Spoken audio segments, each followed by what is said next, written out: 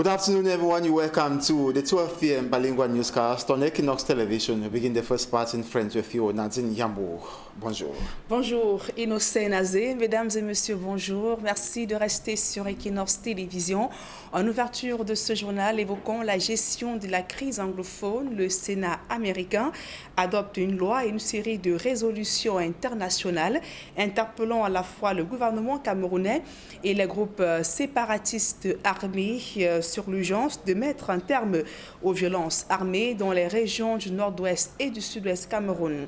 Le Sénat américain est allé plus loin en demandant à l'administration camerounaise et même d'envisager l'administration américaine d'envisager des sanctions ciblées contre des membres du gouvernement et même des leaders séparatistes responsables des violences dans le chaudron de la crise anglophone. D'autres précisions avec Jean-Paul Chouignat.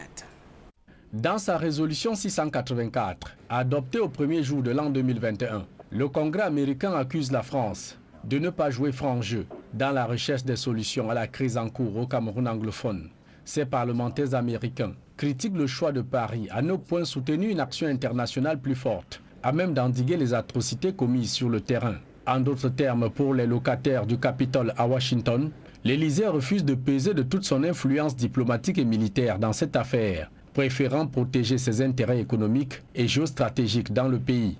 Au-delà de ce pic à chaud aux autorités françaises, les parlementaires du Sénat et de la Chambre des représentants des États-Unis condamnent avec force les exactions des groupes séparatistes armés et les abus des forces de sécurité gouvernementales sur les populations civiles des régions du nord-ouest et du sud-ouest. D'une même voix, ces élus du peuple américain demandent aux deux belligérants de la crise de mettre immédiatement fin aux violences et violations des droits humains observées sur le terrain, comme le relèvent régulièrement les ONG Center for Human Rights and Democracy in Africa, le réseau de défense des droits humains en Afrique centrale ou encore Human Rights Watch. Face donc à une situation sécuritaire qui se détériore sans cesse dans les deux régions du nord-ouest et du sud-ouest, le Congrès américain, dans cette résolution de 15 pages, exhorte tous les groupes séparatistes armés, le régime de Yaoundé, la diplomatie américaine, la communauté internationale à prendre des mesures spécifiques urgentes pour enfin résoudre une crise qui a déjà fait en 4 ans plus de 3000 morts, 700 000 déplacés internes, 45 000 réfugiés au Nigeria voisin, 3 millions de personnes en besoin d'assistance humanitaire et un chiffre record de 855 000 enfants non scolarisés depuis 2016.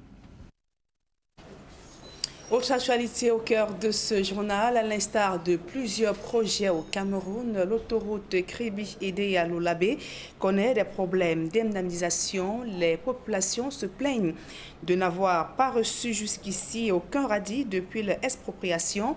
Interpellé, le ministre Emmanuel Ngannou-Messi estime que ces manquements sont dus aux difficultés financières que traverse le pays. De même sur le paiement, que ces paiements seront effectifs dès l'année 2021. Le reportage de Marcelin Gansop et Emmanuel Diop. Si les populations riveraines de l'autoroute et les opérateurs économiques de Kribi nagent déjà dans un océan de bonheur, il n'y a que quelques pincements au cœur viennent diluer cet enthousiasme. Ils sont liés au retard qu'accuse le paiement des indemnisations. Nous sommes fiers de cette installation, de cet ouvrage que nous sommes appelés à accompagner par rapport à la volonté du chef de l'État. Mais il faut qu'on tienne compte de la vie de nos populations. Et puis les infrastructures qui accompagnent cette autoroute, nous avons les dessertes qui ne sont pas entretenues. Depuis le début, nous avons ces problèmes, mais le problème d'indemnisation reste vraiment de tout cœur. On a eu une indemnisation partielle à ceux qui sont de la Kribi premier et Kribi deuxième. Mais toute la Lokoundje et le reste n'ont pas été pris en compte jusqu'ici. Il y a les enfants qui ne sont pas allés à l'école depuis un certain temps parce que les parents attendent cela. On a également le problème des dossiers, des titres fonciers qui sont bloqués, qui ne sont pas revenus à ces populations. Nous ne voulons pas toujours crier ou barrer la route pour être entendus au plus haut niveau. Le gouvernement est conscient de ce manquement et annonce pour bientôt le bout du tunnel tant attendu. Qu'est-ce qui est à l'origine du retard? Ce sont les difficultés de trésorerie que nous connaissons. Certains de nos partenaires sur ces travaux sont partis parce qu'on a eu quelques retards.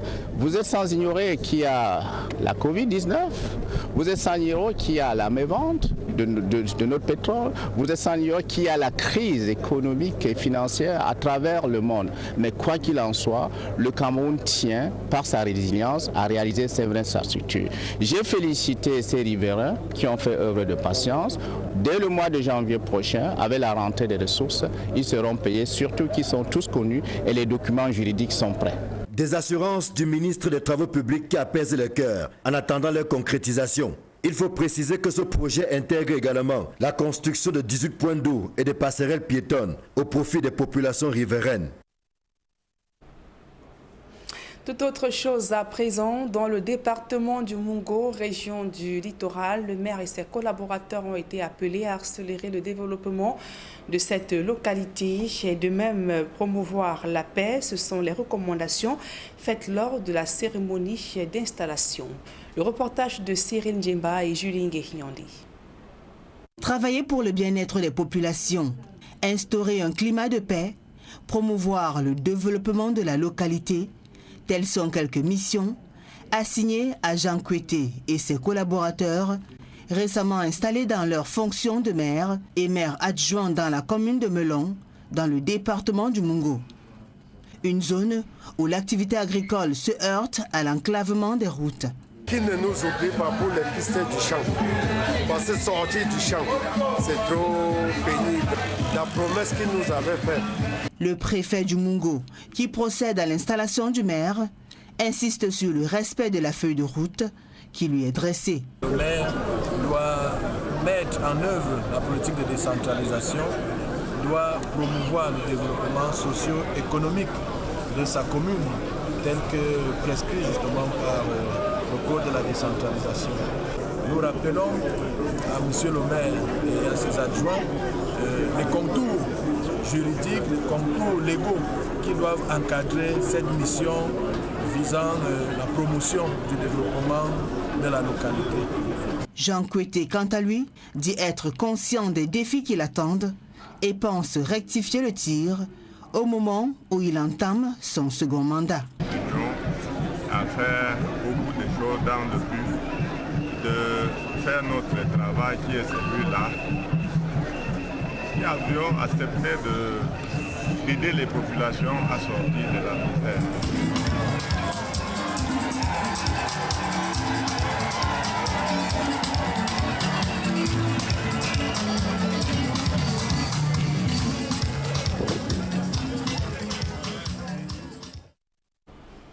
C'est un rituel désormais établi. Le ministre de la Défense vient de séjourner à Tibati, dans la région de l'Adamawa. Joseph Béti Assomo est allé passer les fêtes de fin d'année et le réveillon de Nouvel An au milieu des éléments des forces de défense et de sécurité, dont certains ont reçu leurs épaulettes. Joël Essengue et Gizogo. La tradition du réveillon de fin d'année entre le ministre de la Défense et les soldats de l'armée camerounaise s'est déportée en 2020 à Tibati, dans la région de l'Adamawa. Tout a commencé le 31 décembre avec l'arrivée de Joseph Béti Assomo dans cette localité, ce qui a provoqué la joie démonstrative des jeunes de cette ville qui voyaient pour la première fois 2 hélicoptères y atterrir. Après les honneurs militaires rendus au ministre de la Défense, la salle des fêtes du 33e bataillon d'infanterie motorisée a accueilli Joseph Béti Assomo et ses hôtes. Le rituel du discours du chef de l'État observé, place a été faite aux festivités avec beaucoup d'ambiance et d'agape au programme.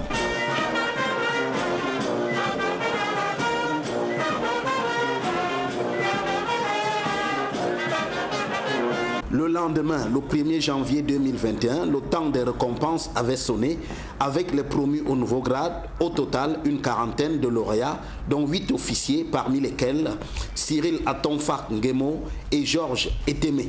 Tu nous invites à plus d'ardeur au travail. On dit d'habitude chez nous que qui dit c'est bien fait, qui dit merci, en redemande. En réalité, le chef de l'État nous demande à faire en 2021 mieux qu'en 2020. Évidemment que le lien armée-nation est aujourd'hui plus vivant que jamais, il est aujourd'hui plus renforcé que jamais. L'armée sait qu'elle peut compter sur les populations et les populations viennent encore de nous montrer depuis 2 jours sur Tibati. Après une traversée de 2 ans dans le cadre du service des forces de défense, nous sommes très contents, nous sommes très heureux, très soulagés enfin de pouvoir porter ce galon et nous sommes déterminés à pouvoir continuer, à devoir continuer dans l'exercice de notre métier au quotidien, qui est le métier des armes, qui est le métier des forces de défense. C'est dans l'enthousiasme que la communion entre le ministre de la Défense et les troupes s'est achevée par un défilé militaire.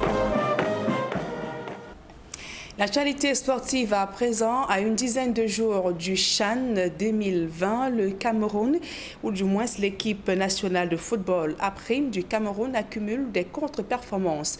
Une note qui inquiète les techniciens de football qui affirment que la sélection de Martin Tungumpile a encore beaucoup de choses à corriger pour tenir le pari et de remporter le CHAN. Des précisions avec Sylvestre Hippolyte Zangao.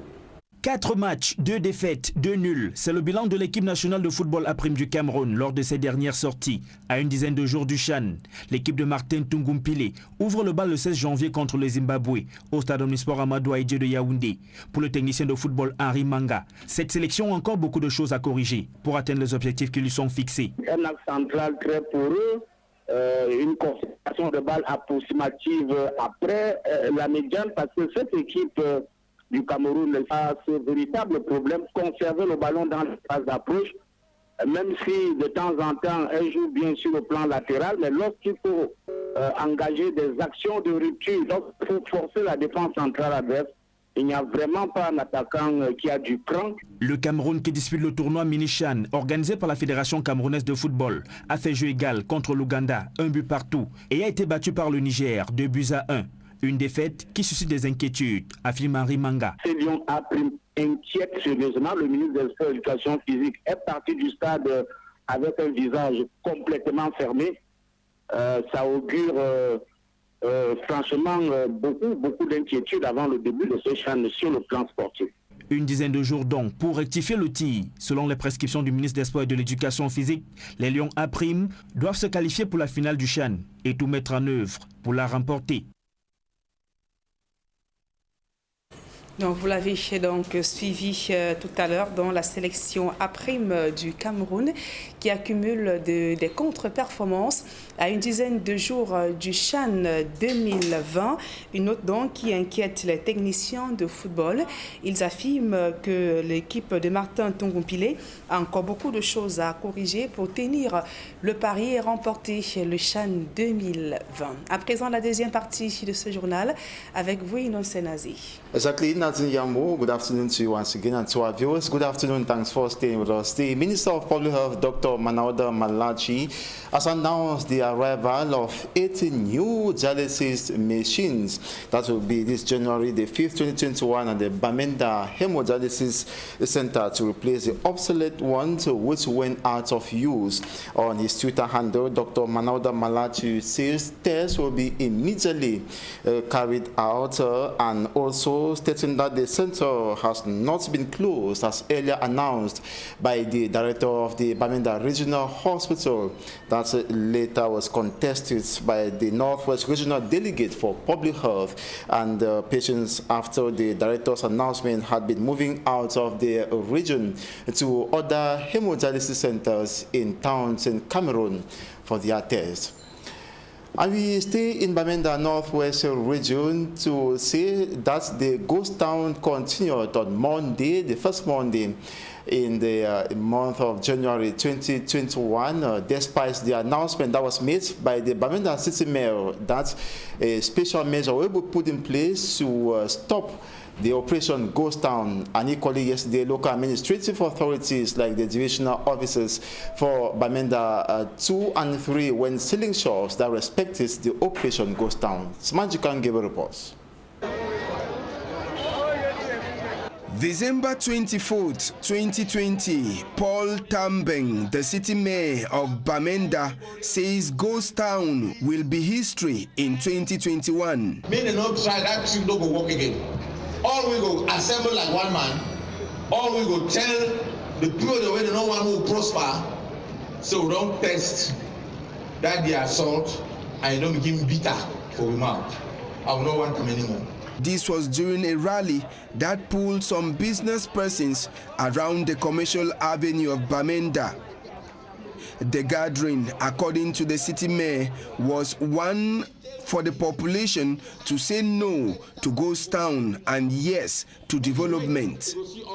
After his outing last year, on the first Monday of the year, the streets of Bamenda were quiet.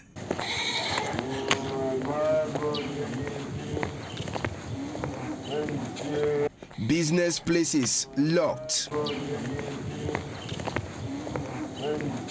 No taxis on the street, and Bamenda remains dead just like any other Monday of 2020. On a school-going day in the national territory, sources in Bamenda told us that lectures were timid in most educational establishments in the town of the Northwest region. The U.S. Congress has held France responsible for the continuation of the armed conflict in the northwest and southwest regions of the country. That despite its influential power, it is rather concentrating on its economic benefits and security cooperation with Cameroon. And the UN Congress is equally urging the government of Cameroon as well as belligerents of the armed conflicts to end abuses and all sorts of violence in the northwest and southwest regions. Details in the following report. The Senate of the United States, in its first resolution of 2021 on the 4-year-old armed conflicts in the northwest and southwest regions of Cameroon, criticizes the role France plays.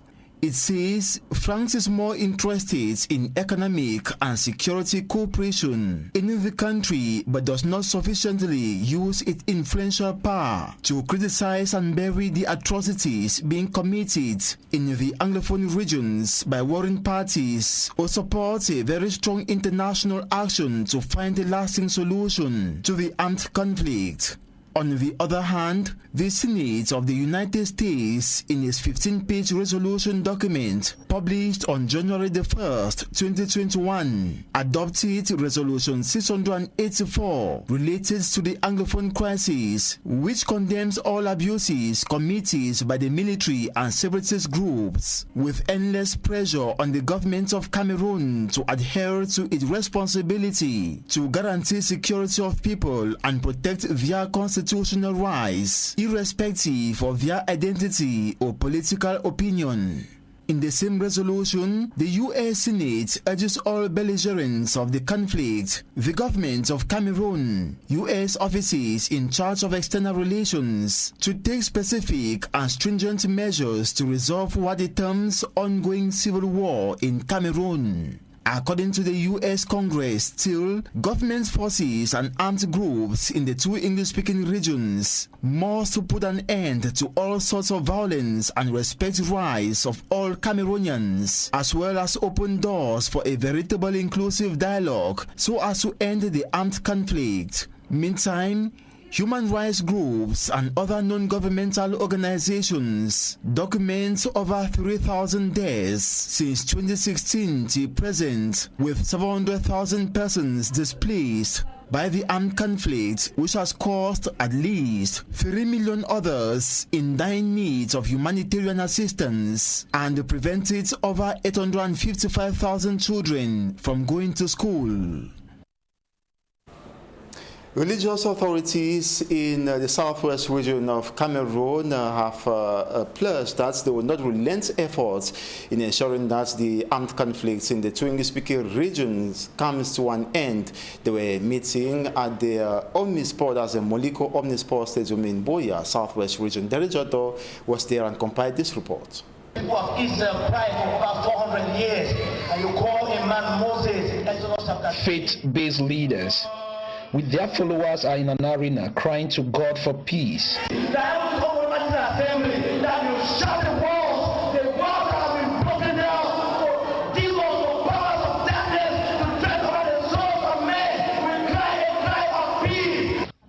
And at the entrance into the stadium in Buea, the element of the defense and security forces are not taking chances. Earlier, a police officer threatened to close this gate here because a car on board some Christians insisted on driving in. A region that nothing or no one is trusted indicates that this zone is still a red one. I was addressing the Methodist World Conference meeting in London, UK. I called the attention of the global community that the death of Anglophone Cameroonians is akin to the brutality of the ancient transatlantic slave trade. And this is as a result of selfish wars, diplomatic hypocrisy, and an unfair distribution of global economy and natural resources. Therefore, to have a sane world and to appreciably deal with terrorism is to be honest about issues of injustice, inequality, hypocrisy, dominance of one group of supposedly superior people over the others. From one clergy to another, they begged God for mercy as the nation get into 2021.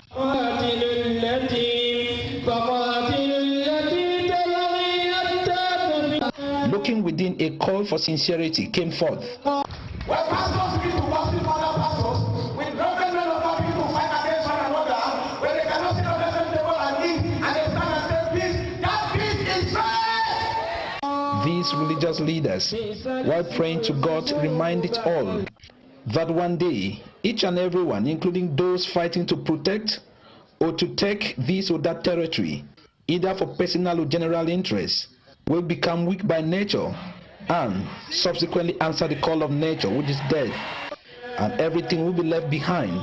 So why killing each other? These faith-based religious leaders said peace is all that Cameroon needs, and God is the giver of peace. Thus, from the highest office of the land to the bushes, everyone should call on God for peace.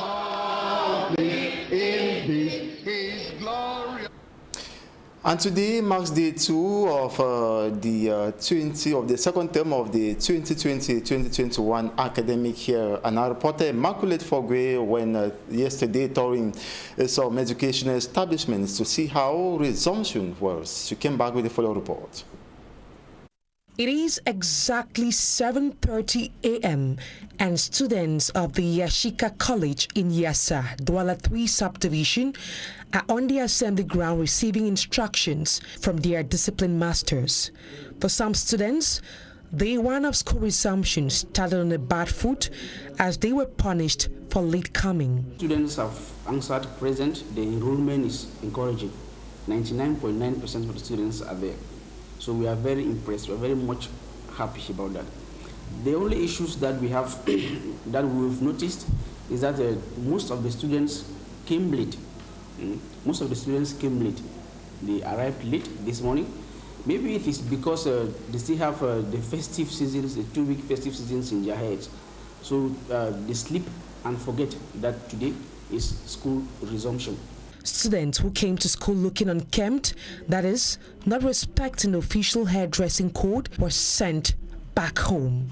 Some students have arrived with shaggy and bushy hair, with uniforms unkempt. And we've asked them to go back, we've sent them back home to go and keep their hair and uniforms kempt before coming back. That is so for some cases of indiscipline that we've witnessed. Teachers have expressed the need for parents to follow up their children when they are at home so as to ease the learning and teaching process. Parents don't buy didactic materials for their children.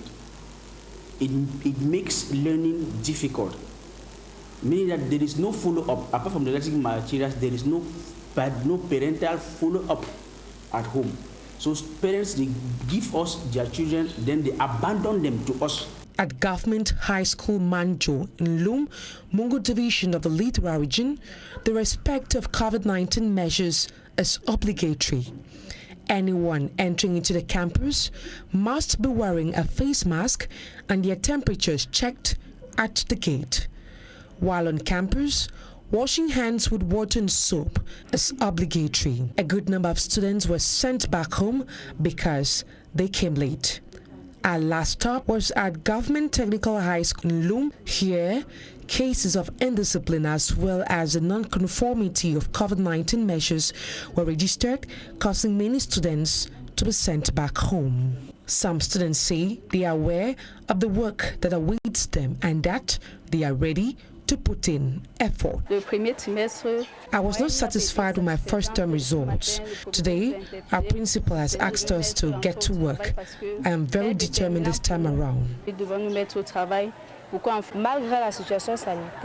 COVID-19 pandemic has affected our school program, but we are going to double our efforts because work starts now. Students have been urged to forget about the festive period and now concentrate on their bookwork in order to perform better.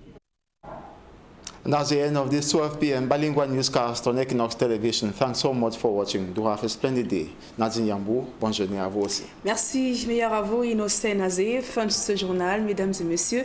Merci pour votre aimable attention et merci également de rester en compagnie des programmes d'Equinox Télévision. Dans un instant, Quotidien Santé sur Equinox Multimédia.